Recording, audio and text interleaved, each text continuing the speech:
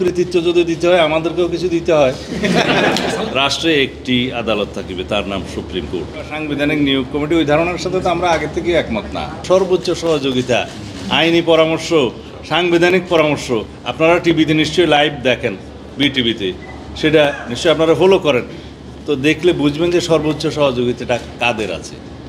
আমি দাবি করছি না যে আমার সর্বোচ্চ আছে, সেটা বিচারকের দায়িত্ব জনগণের, এবং আপনারাই বিচারক সেই ক্ষেত্রে।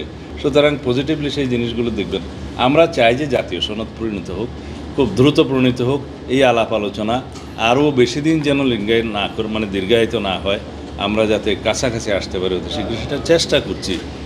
বাট আপনারা জানেন যে আমরা যেহেতু রাইট টু স্পিচ, মানে এটা আমরা এস্টাবলিশ করেছি, ফ্রিডম অফ স্পিচ আমরা এস্টাবলিশ করেছি, প্রত্যেকের ভয়েসটা শুনতে হয়, এবং এই শুনতে শুনতে হয়তো একটা ইস্যুতে সকাল থেকে সন্ধ্যা হয়ে যায়। এটা অনেকটা টাইম কনজিউমিং হয়ে যাচ্ছে। এর বেশি বললে আমার সমালোচনা হয়ে যাবে। আইন যেটা প্রণয়ন হবে সেই বিষয়ে বিস্তারিত এখানে আলোচনা হয়নি, কারণ এই আইনটা যখন প্রণীত হবে সেটা দীর্ঘ আলোচনা করতে হবে। এটা পার্লামেন্টে দীর্ঘ ডিবেট হবে, সমাজের বিভিন্ন ক্রস সেকশনের সাথে আলাপ আলোচনা করা হবে, আইনজীবী সমাজের মতামত নেওয়া হবে, আদালতের মতামত, মানে জুডিশিয়ারির একটা মতামত নেওয়া হবে, সবাই সুশীল সমাজের মতামত নেওয়া হবে, নিয়ে সেই আইনটা একটা ভালো সমৃদ্ধ আইনে পরিণত করা হবে। এখানে একটা বোর্ড করার পরামর্শ এসছে, কিন্তু এই বিষয়গুলো যখন আইন প্রণয়ন করা হবে তখন ডিটেইল আসবে। আমরা এখন তো কনস্টিটিউশনের বিষয়ে নীতিগতভাবে একমত হচ্ছি। আইন প্রণয়নের ব্যাপারে আলোচনা করতে গেলে তো সেটা অনেক লম্বা ব্যাপার। এই সপ্তাহে ওই ঐক্যমত্য কমিশন বলতে হ্যাপি উইক অনেকগুলো বিষয়ে আপনারা এক জায়গায় আসছেন, আপনারা এই ব্যাপারে এরকম কোনো কথা বলবেন? সেই বিষয়ে কোনো কৃতিত্ব যদি দিতে হয় আমাদেরকেও কিছু দিতে হয়।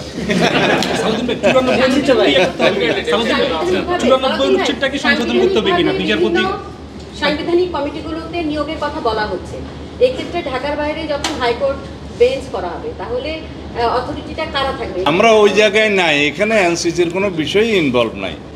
সবাই যখন একমত হয় যে সংবিধানে এই পরিবর্তনটা আনা হবে, সেখানে এনসিসির কোনো প্রশ্নই তো আসে না। এখানে সকল রাজনৈতিক দল, স্টেক হোল্ডার সবাই যখন একমত হয়েছে যে সংবিধানে এই পরিবর্তনটা আনা যায় এইভাবে, তো এখানে এনসিসি তার প্রয়োজন নেই। আর সাংবিধানিক কমিটি বা সাংবিধানিক নিয়োগ কমিটি ওই ধারণার সাথে তো আমরা আগে থেকে একমত না। 94 কি বললেন কে? আমি বলছি সুপ্রিম কোর্টের যে ইয়াটা, এটা কি সংজ্ঞা চেঞ্জ করতে হবে কিনা, সংশোধন করতে হবে? না না, আপনাদের ফর ইউর নলেজ বলি, রাষ্ট্রে একটি আদালত থাকিবে, তার নাম সুপ্রিম কোর্ট।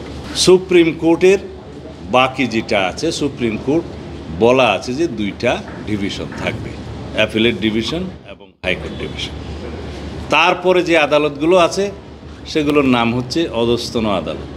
সেই অধস্তন আদালতের সৃষ্টি, সেই অধস্তন আদালত সময়ে সময়ে বিভিন্ন রকমের ট্রাইব্যুনাল সৃষ্টি, বিভিন্ন রকমের আদালত সৃষ্টির একটা এখতিয়ার আছে, কিন্তু প্রতিষ্ঠিত যেটা আমাদের মানে মানসপটে বেশি ওঠে সেটা হচ্ছে জেলা আদালত সহ। এই তো এগুলো সব অধস্তন আদালত।